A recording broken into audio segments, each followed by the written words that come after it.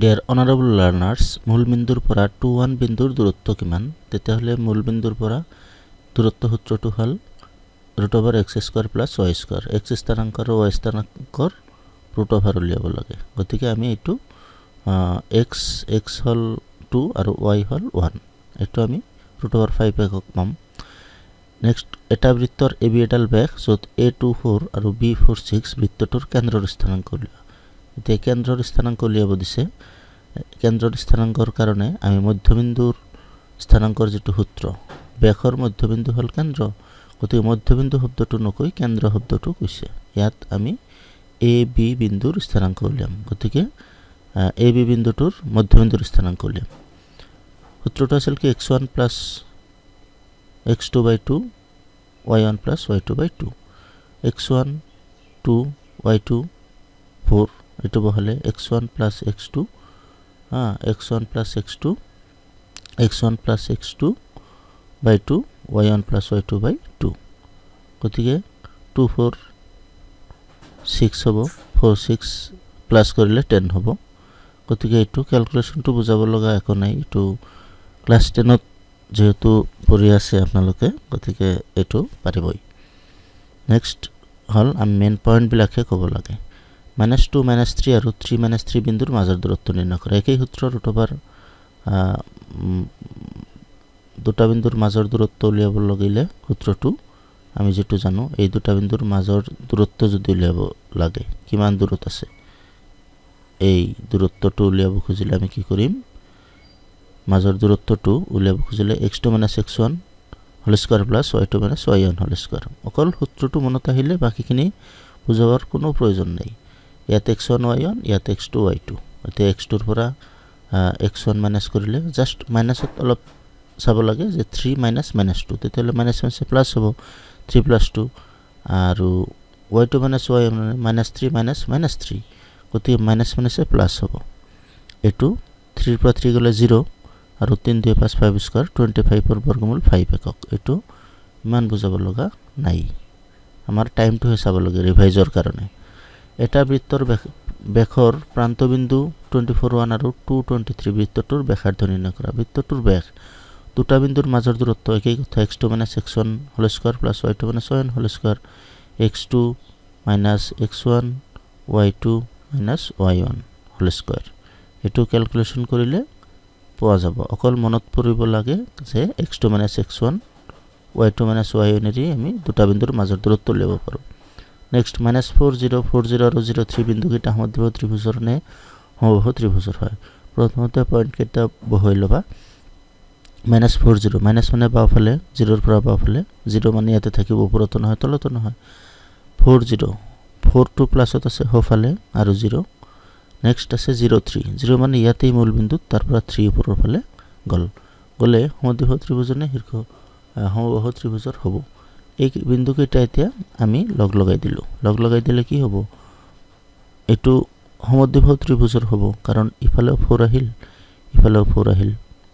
বা নিৰ্দিষ্ট বিন্দুৰ পৰা 4 একক ইফালে 4 একক, গতিকে এই বাহু দুটাল সমান।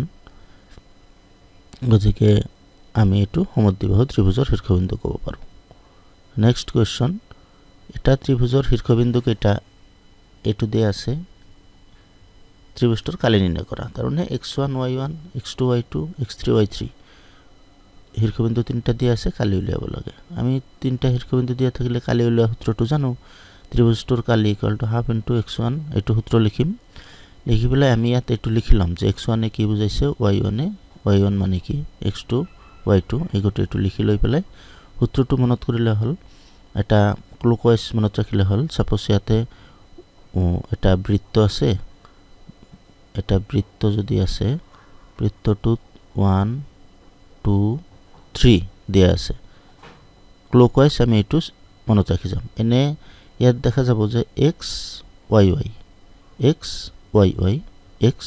y y, এইটো কমন ত্ৰিভুজৰ কালিৰ সূত্ৰ। তাৰপিছত এটাই মনত ৰাখিব লাগিব যে 1 2 3 ক্লকৱাইজ কি 1 2 3, ইয়াতে আমি কি কৰিলোঁ 1 2 3। নেক্সট ইয়াৰে মাজৰটো ল'ম, 1 2 3 পিছত আকৌ 2ৰ পৰা 2 3 1, ইয়াত কি দেখা গ'ল 2 3 1 নেক্সট ইয়াৰ মাজৰটো কি আছে 3 এইটো ইয়াত 3 লম 3 ললে কি হ'ব 3 1 2 3 3 1 2 এইটো টেকনিকটো আমি ইউজ কৰিব পাৰো এনে x1 y2 y3 x2 y3 y1 এনেকৈ মুখস্থ কৰিলে এইটো মনত ৰাখাটো অলপ অসুবিধা কনফিউজ হয় গতিকে এনেকৈ মনত ৰাখিবা যে x y y x y y x y y common এটো হবই তাৰপিছত আমি 1 ৰ পৰা ষ্টাৰ্ট কৰিম ক্লকৱাইজ 1 2 3 মাজত পৰা লম 2 3 1 মাজৰ পৰা লম 3 1 2 লাষ্টত তো অলপ ভাবিব লগা যে 3 1 2 এন্টি ক্লক হলে হে বাফলে যাম ক্লকৱাইজ যেহেতু হফলে যাম আমি 3 1 2 তাৰপিছত মানটো বহুৱাই দিবা x1 ৰ মান y2 ৰ মান y3 ৰ মান এটো y2 বহালো y3 টোত অলপ কনফিউজ হ'ব পাৰে y3 টো কি আছে a + b যেহেতু আমি মাইনাস কৰিম গতিকে এটো a - 2 ইয়াত লিখিলো লিখি পেলাই কি আছিল y3 মানে a + b a টোক আমি a - b লিখিম যেহেতু মাইনাস তেনেকে x2 ৰ ভ্যালু y3 লিখিলো -y1 কি আছিল b + c এই b + c টোক আমি b - c লিখিম কাৰণ তো এটাই যে ইয়াতে আমি মাইনাস কৰি আছো তেনেকে y2 ৰ ভ্যালু কি আছে y2 ৰ ভ্যালু হল c + a গতিকে c + a টোক আমি c - a লিখিম আৰু y1 মানে b + c খিনি তো চেঞ্জ নহব অকল মাইনাসত খিনিহে চেঞ্জ হয় প্লাস টু মাইনাস হয় মাইনাস প্লাসে মাইনাস এই কারণে নেক্সট এটো দেখা যাব a * c ac a * a পূরণ কৰি এটো পাম আৰু ইয়াৰ আগতে এটা বস্তু কৰা যায় হেতু হল কি যদি আমি +a - a কাটো তেতিয়ালে a * c ac a * b ab হৈ গল নেক্সট ইয়াত আমি +b - b কাটিলে b * a ab b * c bc next এটো +c - c কাটিলে c * b মানে bc আৰু c * a ac কৰিলে এইকেইটা আকৌ -ab +ab +bc -bc +ac -ac এনেকৈ কেনসেল হৈ পেলাই কি ৰৈ যাব 0 হাফ * 0 মানে 0 0 বৰ্গ এটো হৈ গল নেক্সট আছে মূল বিন্দুৰ পৰা -3 -4 বিন্দুৰ দূৰত্ব লৈ এটো একই কথা √x² + y² সূত্ৰ -3 হল x ৰ মান কিমান -3 y ৰ মান হল -4 এবিলাক মাতি পেলাই টাইম লস নকৰি নেক্সট কোৱেশ্চনৰ ফালে আগবাঢ়ি যোৱাই ভাল 3² মানে 9 4² মানে 16 25 ৰ বৰ্গমূল 5 একক তাৰ পিছত 2 4 আৰু 4,4 ৰ মধ্যবিন্দুৰ স্থানাংকৰ সূত্ৰটো জানাই আছে x1 + x2/2 y1 + y2/2 value বিলাক বহালে 3 4 আহি গল এটো ওজনা যাব অকল মনত ৰাখিলে হল যে মধ্যবিন্দুৰ স্থানাংক কিমান মধ্যবিন্দুৰ স্থানাংকটো হল x1 + x2/2 y1 + y2/2 এটো x1 y1 এটো x2 y2 নেক্সট কোৱেশ্চন হল -6 আৰু 2 3 বিন্দু সংযোগী ৰেখাখণ্ডৰ মধ্যবিন্দুৰ একই কথা বিন্দু দুটা দিয়া আছে মধ্যবিন্দুৰ স্থানাংক কি হ'ব x1 + x2/2 y1 + y2/2 x1 - 6 plus x2 - 2 পিছৰটো মাতিলে লাভ নাই y1 + y2 একেই ইয়াত অলপ বুজিব লগা থাকিলে যে প্লাস মাইনাসে কি হল মাইনাস হল এটো অলপ বুজিব লগা আছে বাকি 6টা মাইনাস এর 2টা মাইনাস 8টা মাইনাস /2 মানে -4 আৰু এটো তো জানিবাই 8/2 মানে 4 1 2 ক্লাসৰ দৰে বুজাবৰ কোনো প্ৰয়োজন নাই টাইম নষ্ট কৰাৰ প্ৰয়োজন নাই জাস্ট মনত পেলাই দিয়া মূল বিন্দুৰ পৰা 2 3 বিন্দুৰ দূৰত্ব নিৰ্ণয় কৰা একেই কথা √x² + y² এটো হৈ গল যেহেতু 25 ৰ বৰ্গমূল 5 লিখিছিলো 13 টো মৌলিক সংখ্যা হয় তাৰ বৰ্গমূল নাই গতিকে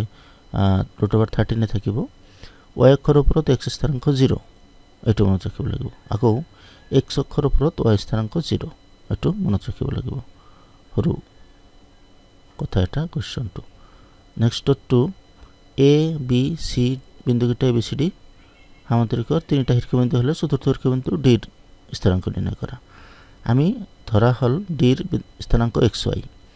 এতিয়া এই তিনিটা দিছে এটো হ'ব এই কাৰণে হ'ব সামান্তৰিকৰ কৰ্ণ দুডাল কটাকটি কৰিলে যেটো এইটো পয়েন্ট হল কমন পয়েন্ট মানে এসির মধ্যবিন্দুর স্থানাঙ্ক এইটো ও পয়েন্ট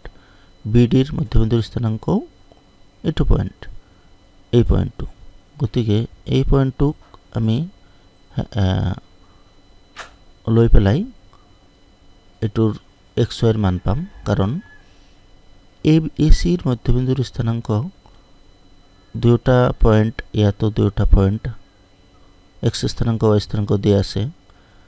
গতিকে এইটো জি পাম এইটোৰ একই হ'ব আৰু এইটোৰ যেতিয়া একই হ'ব তেতিয়া ডিৰ ভ্যালুটো আমাৰ ওলাই যাব এইটো হল মানে এইটোৰ হেল্প লৈ কৰিব দিছে আমি কি কৰিলো এসিৰ মধ্যবিন্দুৰ স্থানাঙ্ক ললো ইকুয়াল টু বিডিৰ মধ্যবিন্দুৰ স্থানাঙ্ক সামান্তৰিকৰ ক্ষেত্ৰত এতিয়া AC x1 plus y1 divided by 2 x2 plus y2 divided by 2 তেতিয়াহ'লে 1 আৰু 6 কিমান 7 by 2 2 আৰু 6 8 by 2 তেনেকৈ সোঁফালৰখিনি 4 plus x divided by 2 y স্থানাঙ্ক 3 plus y divided by 2